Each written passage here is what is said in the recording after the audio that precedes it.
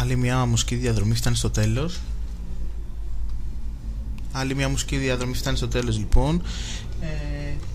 Και συνεχίζουμε να ευχαριστήσουμε και συνεχίζουμε μέχρι το τέλος. Έχω επαναλάβει γιατί έχουμε ένα θέμα εδώ πέρα, δεν πειράζει. Λοιπόν, να ευχαριστήσουμε όλους όσους ήταν κοντά μας και σήμερα. Να ευχαριστήσω εγώ προσωπικά τον Δημήτρη. Και εγώ τον Αλέξανδρο.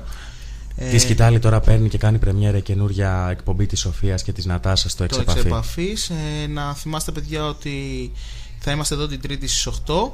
Και όπως θα μας πει και τελειώνοντας και μπαίνοντας σε ένα καταπληκτικό Σαββατοκύριακο, ελπίζω για όλους, ο Δημήτρης Μητροπάνος, να αγαπάτε, γιατί αλίμονο σε αυτούς που δεν αγάπησαν ποτέ. Καλό Σαββατοκύριακο. Καλό βράδυ.